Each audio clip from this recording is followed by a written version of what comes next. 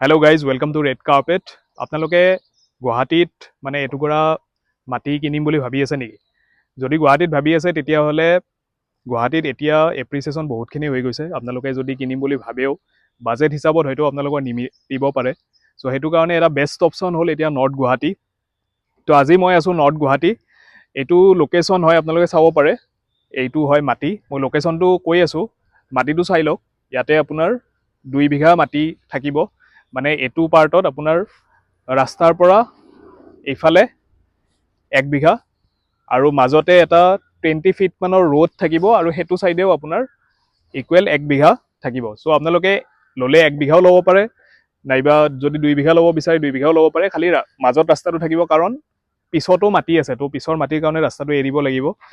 আৰু যদি ভাবে যে তাতকৈও কম ল'ম বুলি, তেতিয়াহ'লে আপোনালোকে মিনিমাম 3 কঠাও ইয়াতে ল'ব পাৰে। এতিয়া মই লোকেশ্যনটো কৈ আছোঁ, লোকেশ্যনটো এইফালে আহক, মই দেখাই দি আছোঁ। চ' এইটো দেখিছে যে এইটো মানে মাটিটোৰ এণ্ট্ৰি হ'ব। ইয়াতে অলৰেডি ৱাল দিয়া আছে। চ' মাজৰ যোনখিনি জেগা দেখিছে যে এইখিনিৰে মাজৰ ৰাস্তাটো হ'ব মানে 20 ফিটৰ। ইফালে মেইন ৰোডটো আপোনালোকে চাব পাৰে। তো এইটো চাইডে যদি যায়, মানে মোৰ লেফ্ট হেণ্ড চাইডে যদি যায়, আপোনালোকে চাংচাৰি 3 কিলোমিটাৰ মানত পাই যাব। আৰু এইটো চাইডে ৰাস্তাটো আপোনালোকে চাব পাৰে। এইফালৰ পৰা দৌল গোবিন্দ মন্দিৰ আপোনালোকৰ 3-4 কিলোমিটাৰ মানে হ'ব। তো ধুনীয়া লোকেশ্যন হয়। চবতকৈ ইম্পৰ্টেণ্ট লেণ্ডমাৰ্ক ইয়াতে মই আপোনালোকক কৈ দিছোঁ।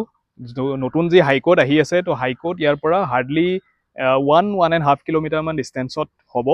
চ' মানে হাইকোৰ্ট অহাৰ কাৰণে গোটেই এৰিয়াটোৱে ডেভেলপ হ'ব। অলৰেডি ডেভেলপড হয়। মানে এই মাটিটোও যদি চাই আপোনালোকে, মাটিটোও গোটেইখিনি মানে ফিল আপ কৰা আছে, ৰাস্তাটোও ডেভেলপড হয়। চ' এটা ভাল অপশ্যন হয় আপোনালোকৰ কাৰণে।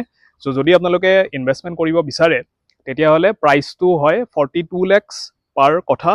আপোনালোকে 3 কঠা মিনিমাম ল'ব পাৰে, নাইবা 1 বিঘা বা 2 বিঘাও আপোনালোকে ল'ব পাৰে। আপোনালোকে যদি 1 বিঘাকৈ লয়, তেতিয়াহ'লে হয় প্ৰাইচটো 42 lakhs পাৰ কঠাকে। কিন্তু যদি আপোনালোকে কম ল'ব বিচাৰে, যেনেকৈ মই ক'লোঁ যে মিনিমাম 3 কঠা ল'ব বিচাৰে, 3 কঠা ল'লে আপোনাৰ প্ৰাইচটো অলপমান বেছি হৈ যাব। তেতিয়া 45 lakhs পাৰ কঠা হ'ব।